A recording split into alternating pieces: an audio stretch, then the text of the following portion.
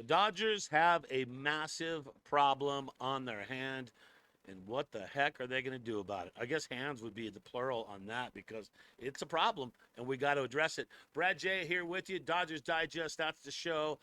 Mike Nelson and myself are always putting out that fresh content, trying to hit the 8,000 mark by the trade deadline, or we might get traded. I'm hoping that doesn't happen. Subscribe and like. I don't think they could. Can they trade us? No? Okay. I don't think they can trade us. All right, let's talk it. Dodgers have a massive problem on their hand. What is the problem? Well, it's two words: Mookie Betts. So it looks like, from what I have dissected today, that Mookie Betts will not be in the lineup tomorrow. There is a above average chance that he's not going to play, and there are personal reasons going on in his life. And hey, far be it from me to attack anything on personal, problems going on in your life. But my whole point to this thing is, could we have known a little earlier? If this was going on for a little time now, and look, Mookie's trying to put it behind him, whatever's going on, and trying to play ball, but it's affecting his ball playing, right? So maybe this is something that could have been brought up sooner, right? All right, here's the deal. Let's just talk about it. Los Angeles Dodgers finally got back on the right track. They did it, but man, it was close. That Kirby Yates, he really tried to give us an L on that one. Took a blunder for the Minnesota Twins, but Shohei and company escaped. 4-3 win. Unfortunately for Dave Roberts, he could be without his star shortstop again in Boston. And you kind of think that you really want to see him play in Boston because that's where he played for many years. So maybe that's something that would get him back on track. But possibility of him not playing tomorrow, that's sad. Mookie Betts is dealing with issues off the field that could take him away from the team for a while. So we don't even know what's going on because no one's even telling what are the personal problems. And look, do we deserve to know? Are we on a need-to-know basis? It's kind of that situation. Even with Betts available to the Dodgers, have plenty of star power to throw at the Red Sox. They got Miggy Rowe, who's been actually playing well as of late.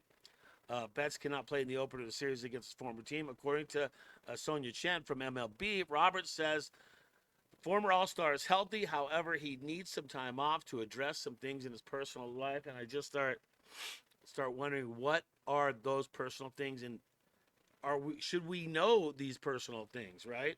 So here's what he says. There might be some things that are going on, and he might not be around that he's got to deal with personally. That's what Robert said. Everything is okay with him, but yeah, we will see. I don't know. And it makes me go, look, what is really going on? How long did he know it? And then you got to start talking position. Now, should he be playing shortstop at this point? Should Mookie, who is concentrated, because the guy's a baller no matter what, right? So Mookie's going to play his heart out and play even above and beyond to show that he is not a negative when it comes to shortstop, right? So with the personal problems or the personal issues in his life, and that combined with it, where do you go with that? To me, if it's my call, back to the outfield. Gold glove out there, send him back to the outfield, and hopefully the personal problems can subside. But you know what? You got to give him time off. It makes sense now why he hasn't been playing well. So I feel like, could we have known earlier that this was going on? And I know Mookie doesn't want to bring the team down, but look, you let the team down if you're not able to perform. So you got to bring it up. If something's going on, speak up, say something, right? If something's happening, say something about it so the team can make some changes and the team can figure out what to do in case you're not able to play. So it looks like Mookie will not be playing the first day tomorrow in Boston. And that's where I feel like he could have came out of his slump. I feel like if you put him in Boston, where he played for so many years, that could be something. But we don't know what the personal problem is in his life right now.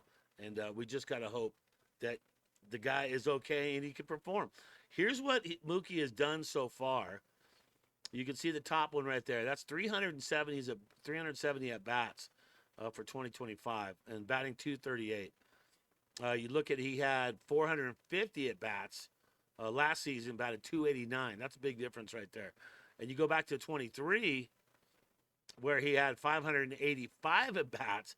He's batting 307, so he was batting lights out. So something is wrong with the Mook, and we need to find out what, and we need to approach it in that way, and hopefully that Mookie can get back to playing for the Dodgers. But it's a massive problem right now. And I don't know what you think. Comments below. Put a comment below. Do you think that Mook should go back to the outfield so he can concentrate and just play a position he's used to playing all the time instead of having to be just lights out at shortstop? I don't know.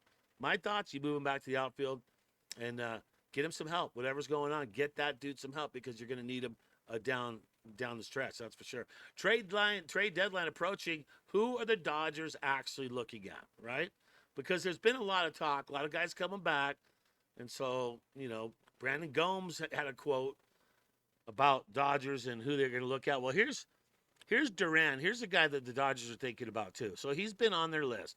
The Dodgers aren't saying, well, we're interested in this guy, we're interested in this guy. These guys make sense, and you know damn well that the Dodgers know what makes sense and what doesn't. What doesn't make sense here is they're 24th in baseball as their bullpen ERA. And you see where it's just gotten worse, right? From 3.71 all the way to 5.30 in July. So each month, steadily worse, steadily worse, steadily worse, all the way through July. What do the Dodgers have to do? Everyone's talking about a reliever. Everybody's talking about a reliever for the Dodgers. Could that be where they're going to look towards it?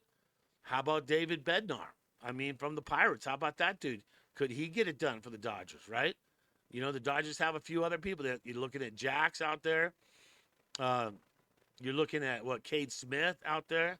And Bautista as well. So these are guys that could be looked at. But you have to think about what Brandon Gomes says. Like, this is what they say. General Manager Brandon Gomes told The Athletic this week that we'll see how these next few days come out and what everything looks like.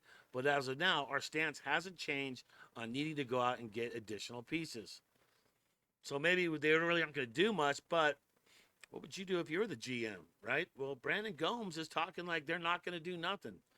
And you got Snell going to be returning. It could be within a week right now. You got training that's going to be returning. Blake's going to be back too. That's probably within another week or two as well. The end of the month or the first week of August. And then Sasaki, they're talking about mid-August for him. So do you really need to?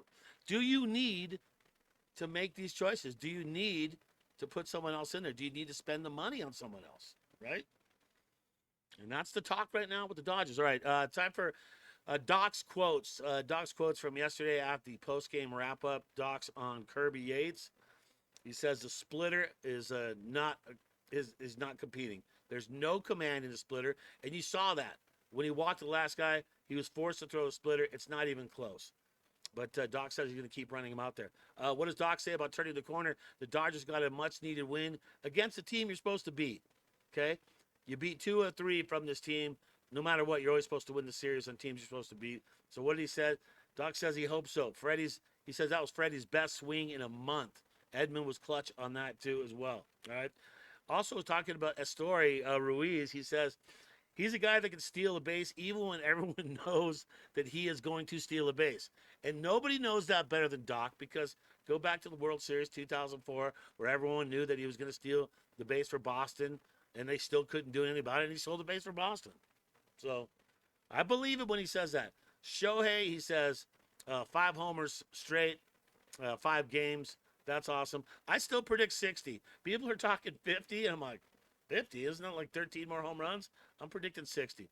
And finally, Freddie going oppo, according to Doc, means that Freddie is locking in his swing. So when Freddie goes opposite field, that means he's going with the pitch. He's using whatever they're throwing at him, and that's how he's approaching the at-bat. And yesterday, that win, that walk-off, that little short, kind of not really a blooper, but that little short hit, that was oppo field. And you can tell Freddie's getting locked in when he is hitting like that.